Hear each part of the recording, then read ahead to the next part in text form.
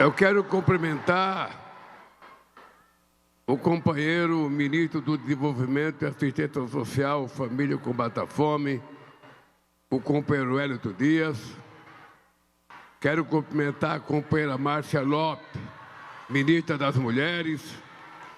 Quero cumprimentar a companheira Gleice Hoffmann, ministra, chefe da Secretaria de Relações Institucionais da Presidência da República. Deputados e deputadas, Lenide Assis e o deputado Lindenberg Farias, que faz aniversário hoje, então parabéns para o Lindenberg Farias. Quero cumprimentar o meu companheiro, secretário nacional de Assistência Social, André Quintão, Edgilson Tavares de Araújo, presidente, e Márcia Lopes, vice-presidenta do Conselho Nacional de Assistência, Ricardo de Santana Marques, presidente do Colegiado Nacional de Gestores Municipais de Assistência Social, Fábia Reis, representante do Fórum Nacional de Secretarias dos Estados de Assistência Social. Quero cumprimentar os representantes dos usuários do Sistema Único de Assistência Social, Aldenora Gomes Gonzalez e Solange Bueno. E quero cumprimentar a companheira Margarete Alves de la Rua Vera, representante do segmento dos trabalhadores do SUAS no Conselho Nacional, e companheiras e companheiros. Eu estou com o meu discurso escrito, mas não vou ler discurso. Eu queria ter uma conversa com vocês sobre o que está na nossa cabeça para garantir àqueles que dependem de nós a possibilidade de um futuro mais promissor, de uma vida melhor.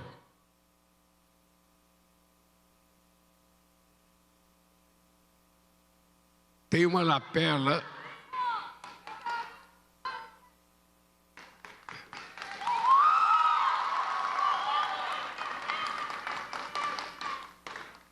pois ela agora vai me escutar. É sagrado que a gente, neste dia de hoje, faça uma reflexão sobre o que nós já fomos, o que nós somos e o que nós queremos ser.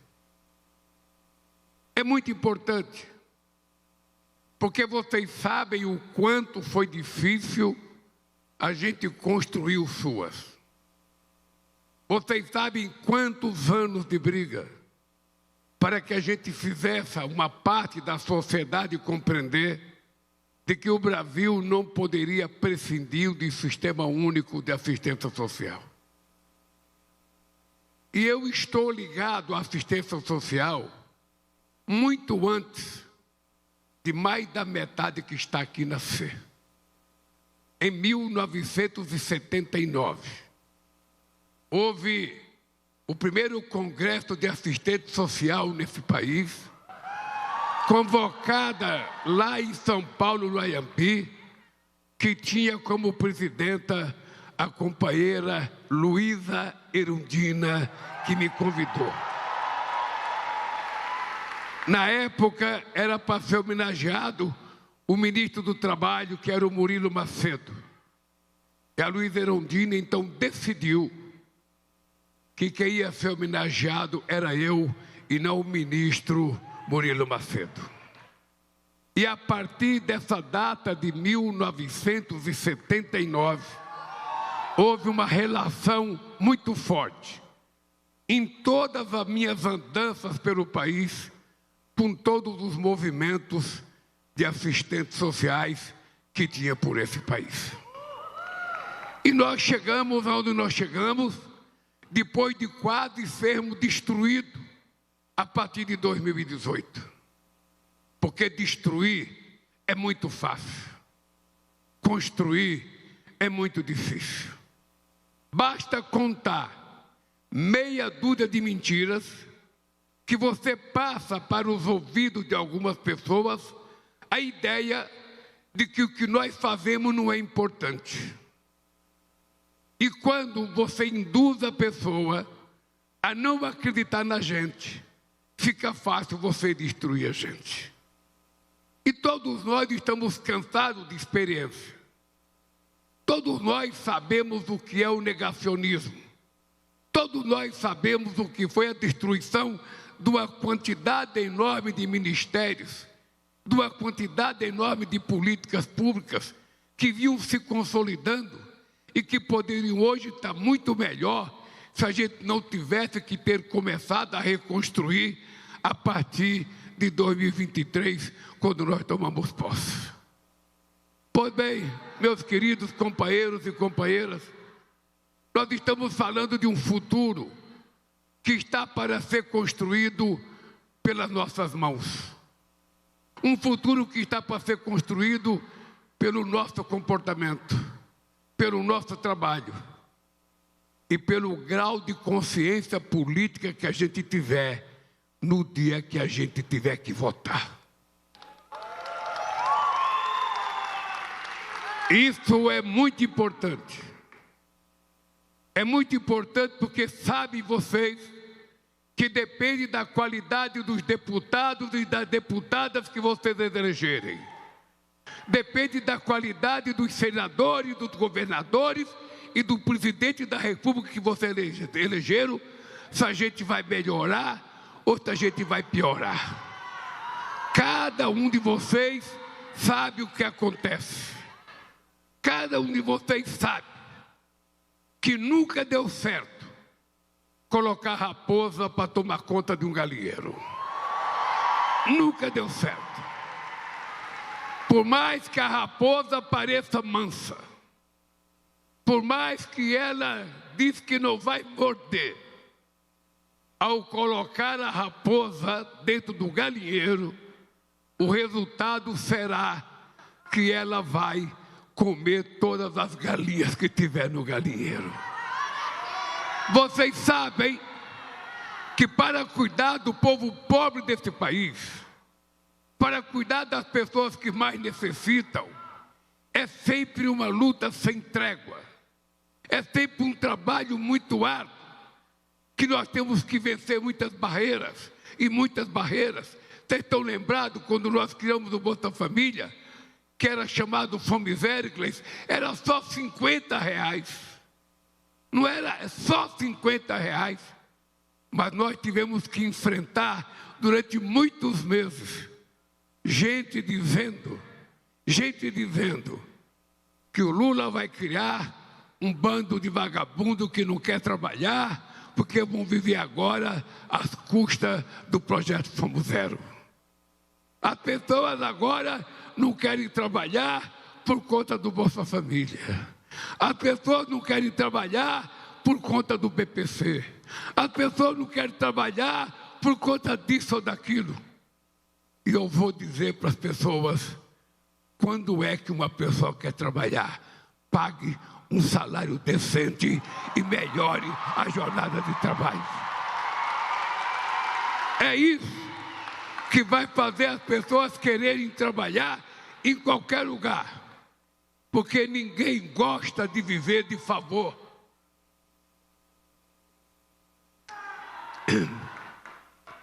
Ninguém gosta de viver a vida inteira de políticas públicas.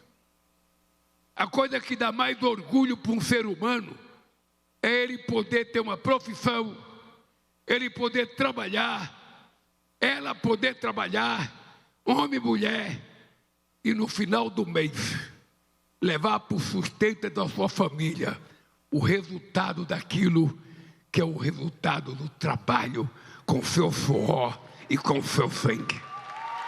É isso que as pessoas têm que entender que é o que nós queremos. As pessoas têm que entender que é isso que nós queremos. Porque as pessoas acham que o cara é vagabundo porque está recebendo auxílio defeso. O cara é vagabundo porque ele está recebendo auxílio desemprego. Tudo que é política criada para minimizar o sofrimento das pessoas, transforma as pessoas em vagabundo.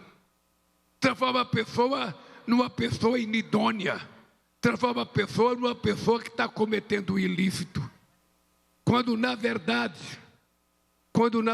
o que nós queremos pura e simplesmente é garantir a todo e qualquer brasileiro e toda e qualquer brasileira, independentemente da idade, independente da cor, independente da religião, o direito de tomar café de manhã, almoçar, jantar, ter acesso à cultura, ter acesso ao emprego, ter um trabalho decente e ter o direito de aprender uma profissão. Porque vocês sabem o que é uma profissão. Vocês sabem o que é uma pessoa com profissão e uma pessoa sem profissão.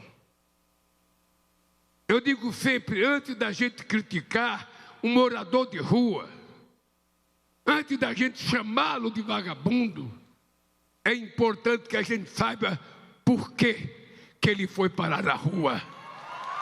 Possivelmente a causa que o levou para a rua é por conta do comportamento desse que o chama de vagabundo, que na verdade não se comporta com o respeito à dignidade humana que todo mundo deveria se comportar.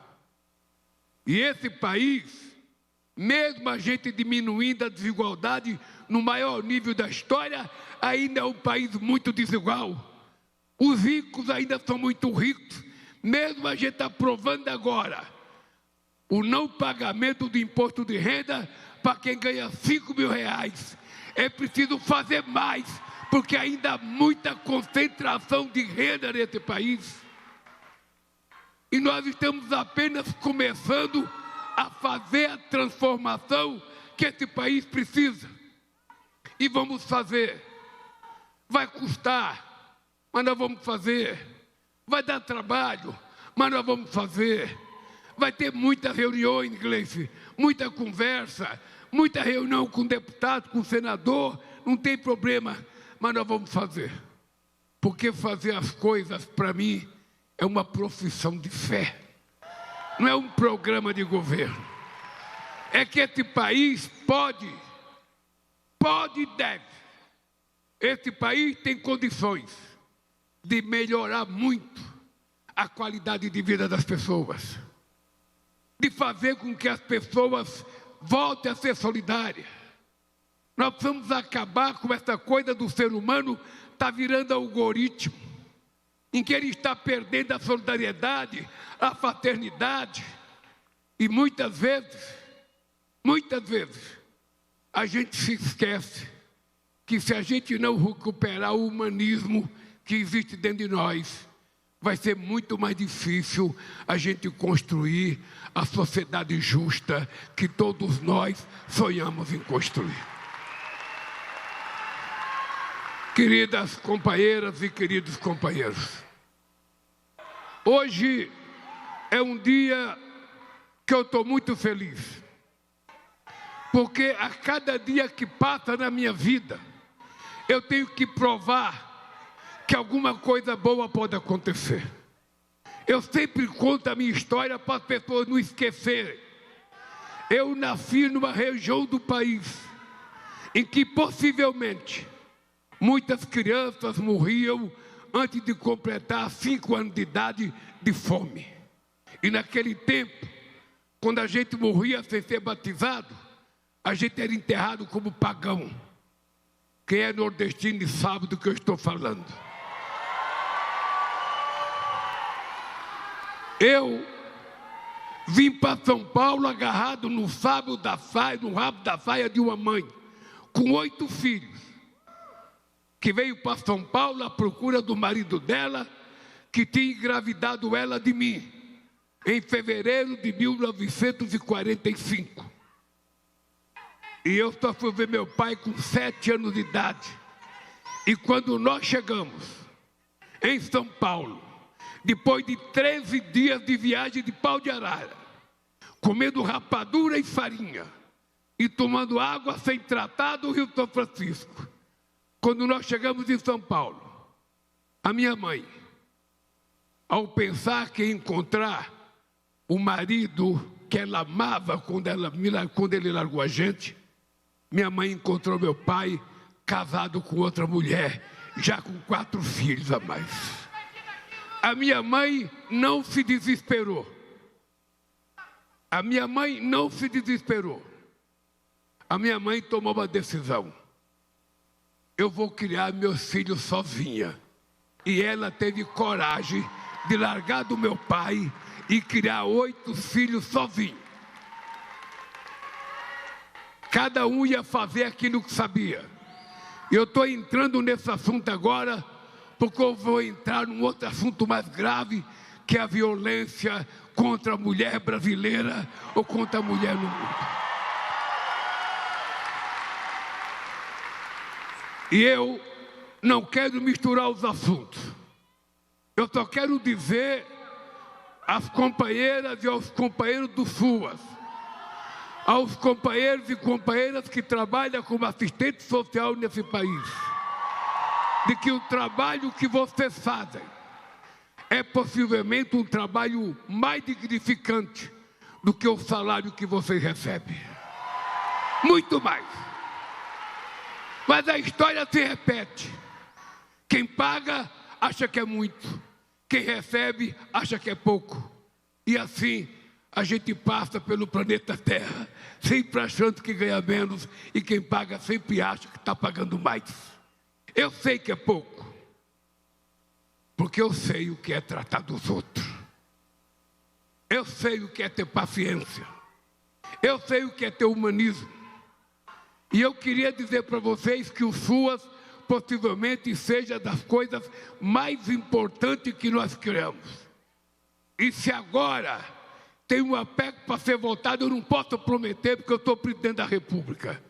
Mas é preciso que a gente pelo menos estude qual é a viabilidade econômica da gente ter um dinheiro fixo, para não ter que ficar brigando pelo orçamento todo ano.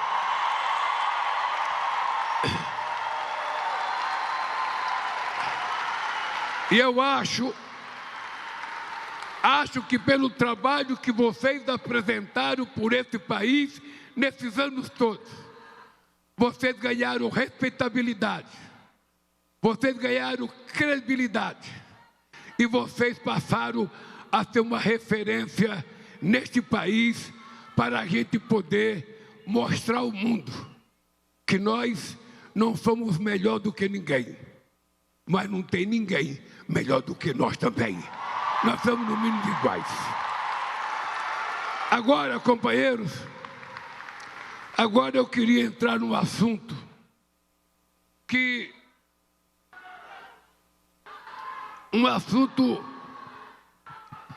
começou a ficar mais caro, porque ele começa a aparecer com mais velocidade nos meios de comunicação.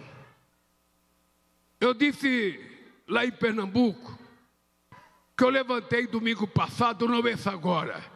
Eu levantei o outro domingo para tomar café com a Janja, e chego na mesa do café, a Janja estava chorando.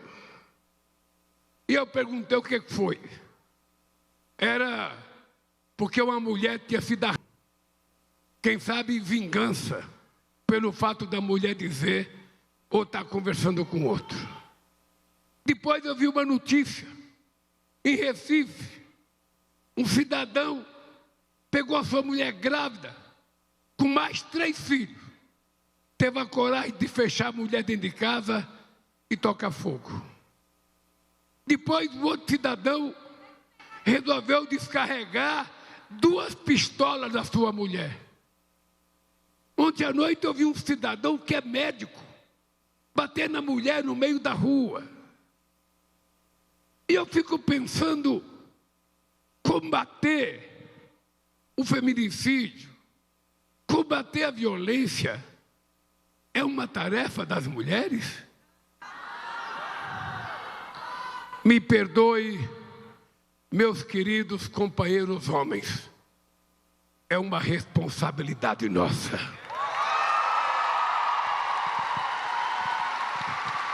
é uma responsabilidade nossa. Porque é muito raro, ou quase nunca, a gente vê uma notícia da mulher que bate no marido. Se por acaso acontece, ele vai ficar com vergonha e não vai contar para ninguém. Nós temos um caso em Alagoas, de uma mulher chamada Vilma Bulhões, que batia com a toalha no marido. Mas a verdade nua e crua é que a violência só tem um lado. E esse lado é masculino. Porque não é uma coisa de agora, é uma coisa milenar. O homem nasceu para ser dono. Ele acha que quando ele casa, ele é dono da mulher. Ele, quando namora, ele é dono da noiva. Ele acha que as pessoas viram propriedade como se fosse um animal, ou como o senhor de engenho tratava os escravos. Era uma propriedade deles. E eu acho que a gente só vai resolver esse problema quando a gente assumir a responsabilidade de compreender que quem tem que mudar de comportamento não são as mulheres, são os homens que têm que mudar de comportamento. Nenhum homem, por maior que seja o motivo, ele tem o direito de levantar a sua mão para dar um tapa na pessoa que mora com ele. Minha mãe dizia: meu filho, se você um dia brigar com a sua mulher, se você tiver vontade de bater nela, é melhor você sair de casa e deixar sua mulher viver tranquila e nunca levantar a mão para bater nela. A minha mãe, que era analfabeta, minha mãe não sabia fazer um ó com um copo, mas ela tinha educação e ela passou isso para os filhos delas. E eu estou pensando que aqui no Brasil nós vamos ter que criar um movimento. Esse dia eu fiquei feliz porque eu vi o Moisés, o presidente do sindicato de São Bernardo do Campo, na porta da Mercedes-Benz, falando para os companheiros homens que está na hora da gente mudar de comportamento. Está na hora. Muitos homens são covardes no bar, muitos homens são covardes na fábrica, mas quando chega dentro de casa vira herói e quer bater na mulher. Então é importante que a gente saiba que é uma questão, não é apenas de lei. Porque se você analisar bem, não tem como punir aquele cara, sabe, que deu 67 socos na mulher dentro do elevador. Nenhuma punição pode castigar um cidadão grosseiro como aquele. Então é um problema eminentemente educacional. Nós vamos ter que começar a aprender na escola. Nós vamos ter que aprender na escola. Nós vamos ter que educar os nossos filhos. Porque o homem tem um defeito. O homem quer que o filho homem dele seja machão. Ele tem que ser machão. Às vezes, com 14 anos, o pai já quer levar o moleque para fazer sexo com a prostituta, porque ele tem que provar que ele é homem. E a mulher, ele quer que case virgem. É educacional. É educacional. É preciso que nós mudemos de comportamento. Nós, como é que eu criei os meus filhos? Como é que vocês criam os filhos de vocês? Como é que a gente aprende na escola? Não é normal o grau de violência contra a mulher, o assédio, a provocação. Não é normal. Não pode acontecer. E muitas vezes as mulheres não fazem a denúncia porque elas têm medo. Tem medo de que a vingança seja maior. Ah, vai colocar tornozeleira, o cara não pode se aproximar de casa, mas quem está dentro de casa sozinha é a mulher. E o safado aparece. E quando ele aparece mais nervoso.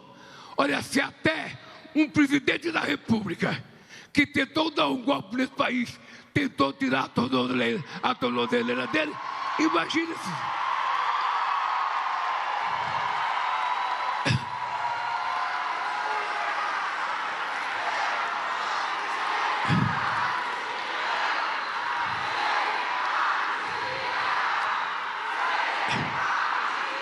É muito importante. É muito importante. Não é porque eu não quero as mulheres na luta, não. É homem e mulher junto. Mas eu estou dizendo nós homens, porque eu vou convocar, Gleice, uma reunião com os poderes da República. É importante envolver o Congresso Nacional, Senado e Câmara, a Suprema Corte, o Superior Tribunal de Justiça, os Tribunais de Justiça dos Estados, os sindicalistas, sabe, os evangélicos. Eu preciso de todo mundo. A gente fazer um mutirão para esse país, um mutirão educacional, para que o homem, quando ele tiver vontade de bater para uma mulher, ele pega o seu sapato e bata na sua cabeça. Não se vingar da mulher. É porque a mulher não tem obrigação de levantar 2 horas da manhã para colocar comida para um cara que estava bebendo.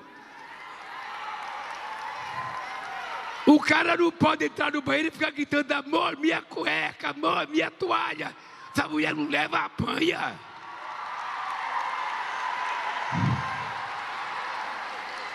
Então, é importante, Márcia, que o governo crie as condições de facilitar a denúncia, crie as condições de proteção. Mas a verdade nua e crua é essa, companheiros, aqui é só para os homens mesmo. A verdade é que nós temos que mudar. Nós, homens, temos que mudar de comportamento. E isso a gente aprende na escola, a gente aprende no berço. Nós temos filhos, homens, nós temos que reeducá-los. Na escola, as professoras e os professores têm que reeducar as crianças. A gente não pode deixar que isso se transforme numa coisa normal. Nós precisamos despertar no povo brasileiro e na humanidade o direito da indignação. Nós temos que ficar indignados com a violência contra as mulheres.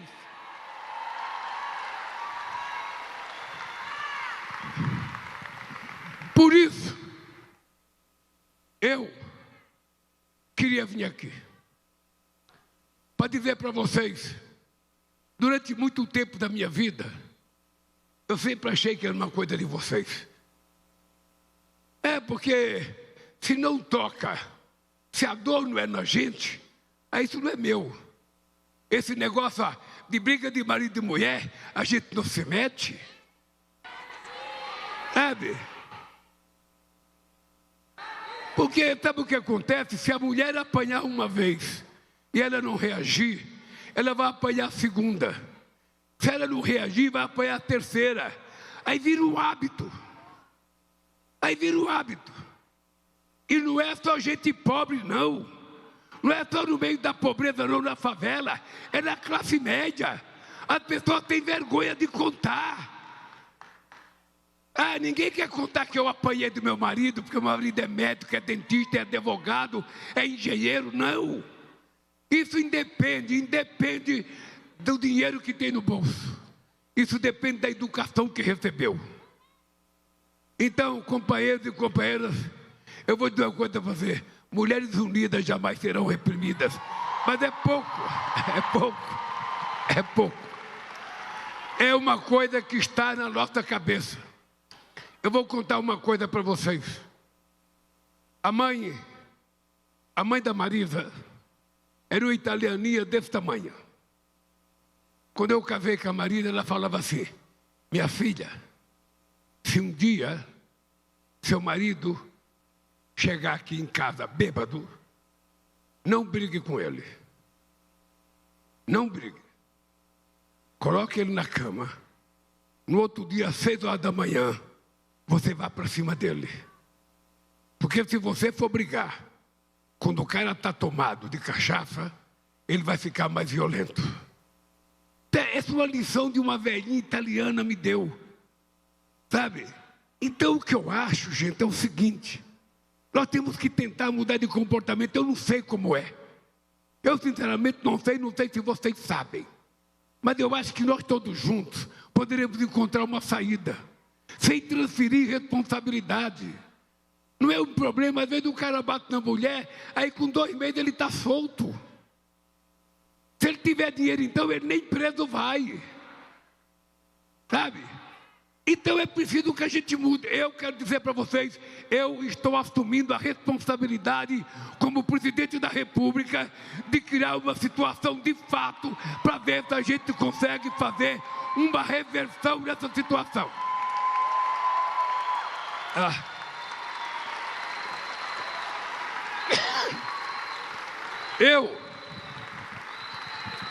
Eu sei que está uma época difícil, porque está no final do ano, e todo mundo já começa a sair de férias, todo mundo já começa a querer viajar, e está muito difícil a gente fazer reunião, mas eu vou tentar. Vou tentar e vocês podem saber, eu estou assumindo um compromisso.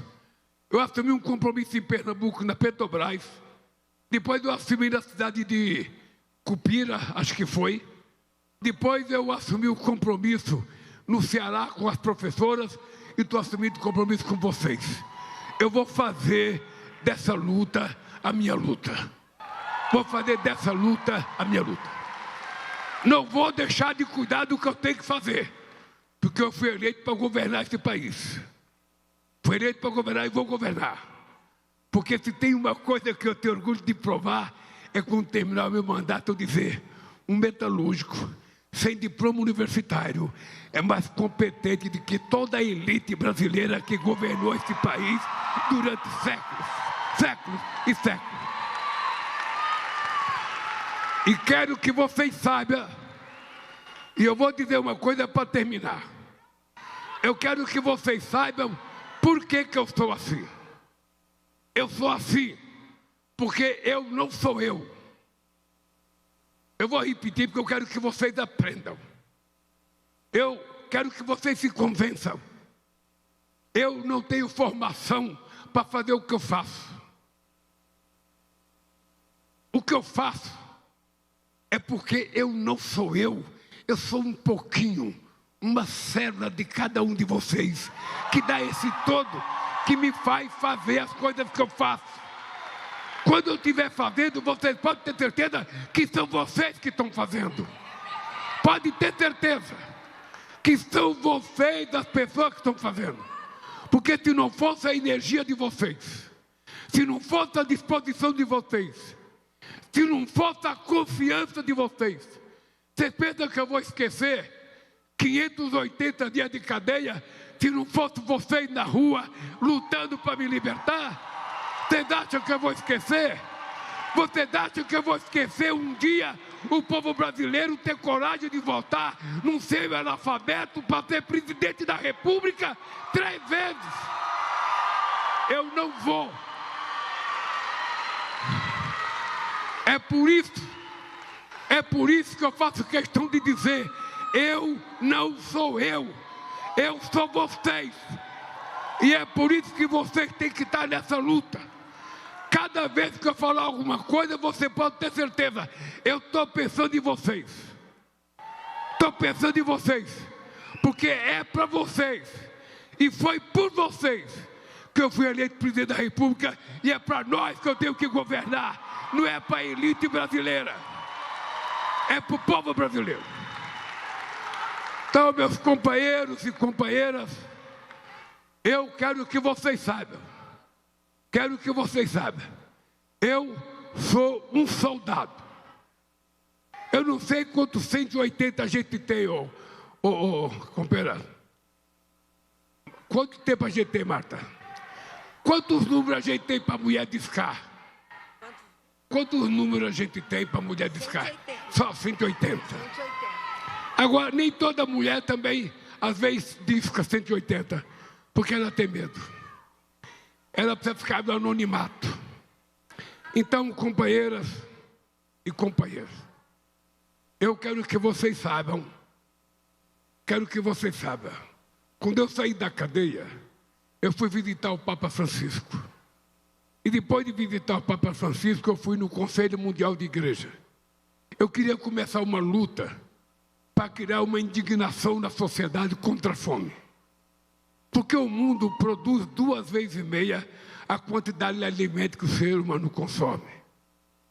Por que as pessoas passam fome, então?